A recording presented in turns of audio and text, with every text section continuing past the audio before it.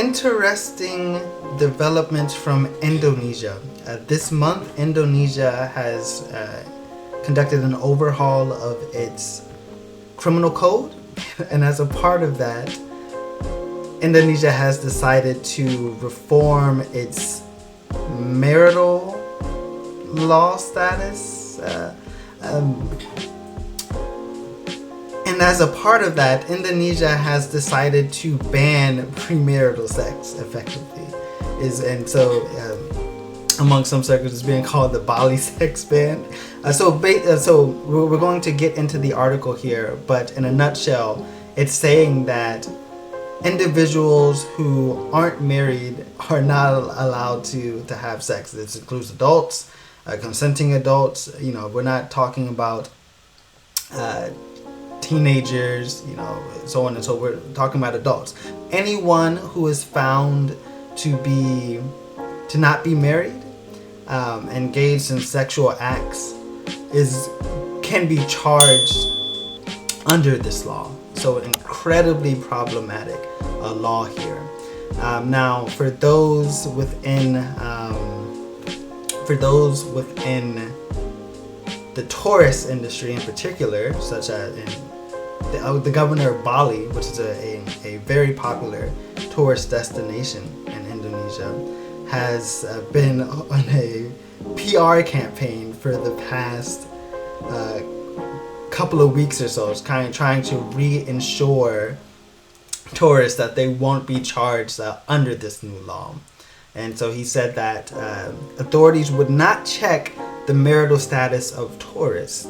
But this, first of all, how is this feasible?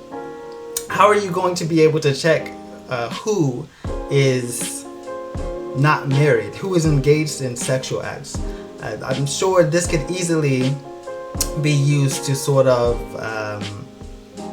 as a political weapon to go after officials that don't toe a certain line, that are opposition political leaders, for example.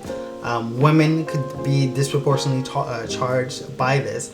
But just sticking to the tourist question amongst this new overhaul.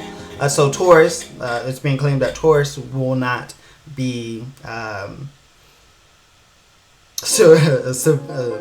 surveyed for.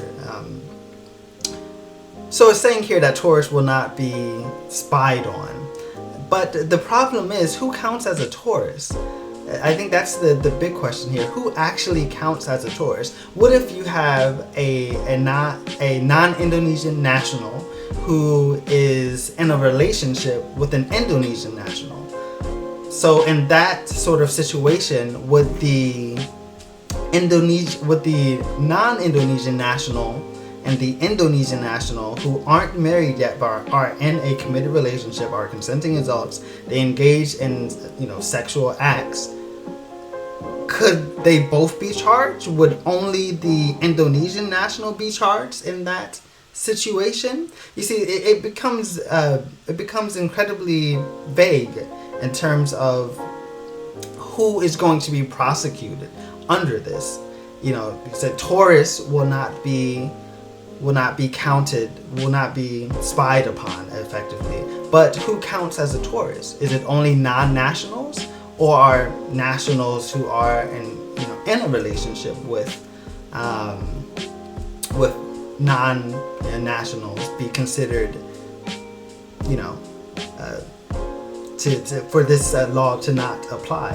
I think that's something that seriously has to be considered. Also, what about the location? Is it only within sort of the special region of Bali, or is this other places within Indonesia as well? So if tourists are engaged if non-Indonesian nationals are engaged in consensual sex acts outside of the Bali region, are they considered to?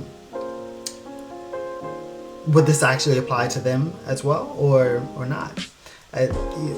Were these questions not taken into consideration? And I mean the reality is this addition to the criminal overhaul was influenced by very religious sects of Indonesia society that constantly pushed to have this, because the president is very moderate, really isn't much of a religious individual, but the very very pious amongst Indonesian society pushed for this, to be included, which I think is incredibly regressive, and the enforcement of this is going to be incredibly problematic. You're going to have to step up surveillance of individuals, and it's not only premarital sex, also cohabitation. So if you're cohabitating, you're living with another individual who you're not married to, that is going to be considered problematic as well, and you can be criminally charged in these circumstances. So very terrible developments from Indonesia. We're going to have to continue to see how this develops.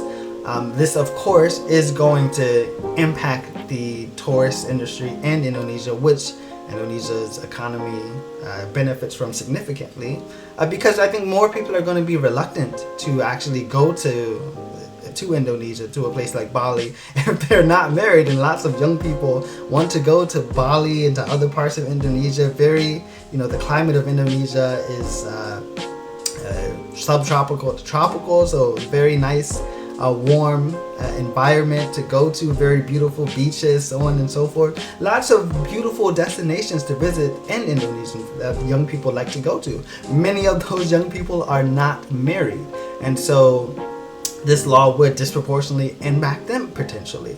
And there aren't clear guidelines as to who this will be applied to and who it won't be applied to, because of the vagueness of how the law is written here.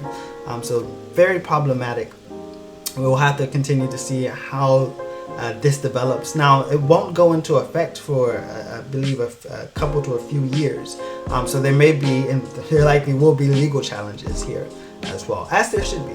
If you want to stay updated on breaking news around the world, please consider liking and subscribing. Thank you.